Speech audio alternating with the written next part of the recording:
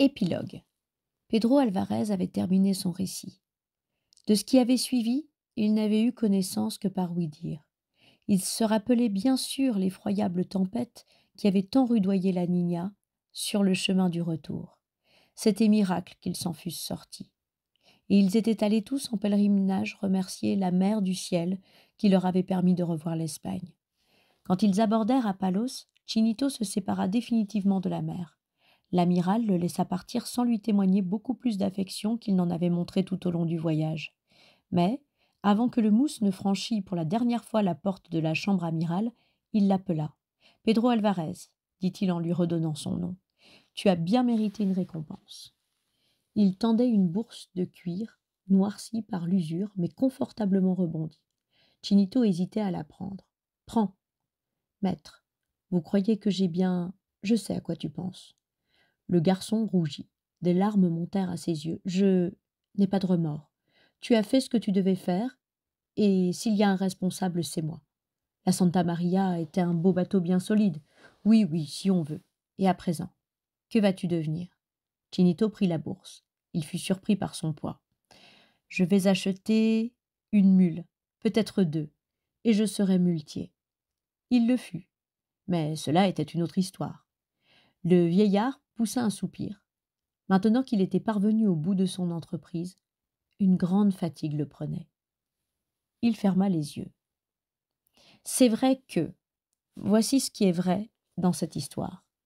Grenade tombe le 2 janvier 1492 au terme du siège soutenu par Ferdinand d'Aragon devant le refus du jeune Boabdil, dernier roi mort de Grenade, de céder la ville au roi catholique.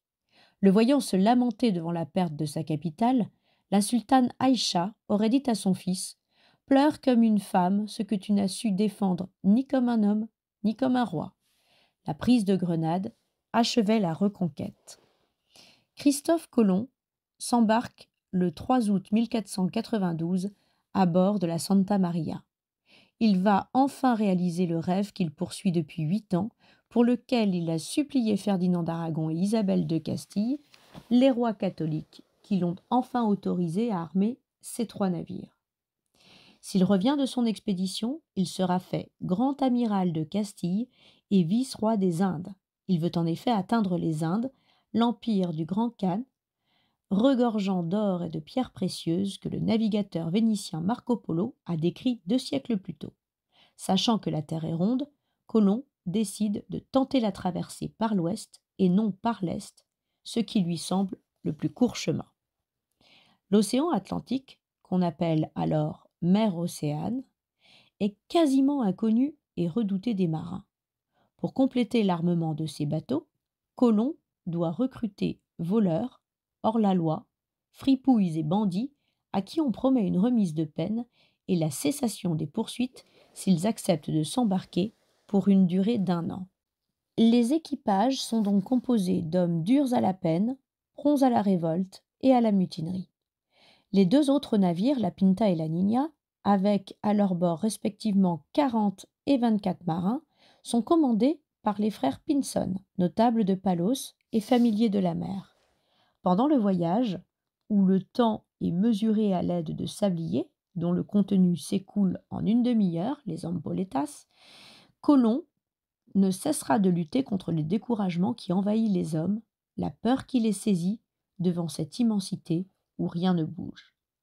La mer des Sargasses, qui se situe au nord-est des Antilles, doit son nom aux longues algues brunes flottantes qui la recouvrent, concentrées par les grands courants marins, emprisonnant les navires. À cet endroit précis, l'angle formé par le nord magnétique et le nord réel diminue, ce qui terrifie l'équipage. Le 12 octobre 1492, après plus de 2 mois de navigation, Colomb pose le pied sur une île qu'il baptise San Salvador. Il croit alors avoir atteint le rivage de Cipango, le Japon. Il a en effet découvert l'île Guanahani, dont les habitants, doux et inoffensifs, sont les Arawaks.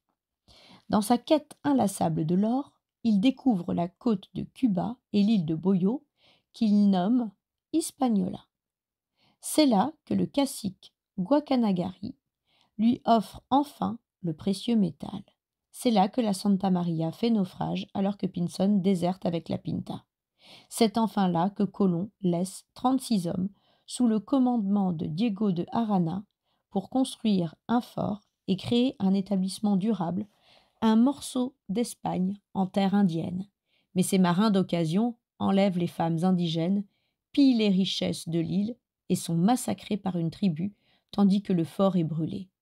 Christophe Colomb prend la route du retour à bord de la Niña et accoste à Palos le 15 mars 1493.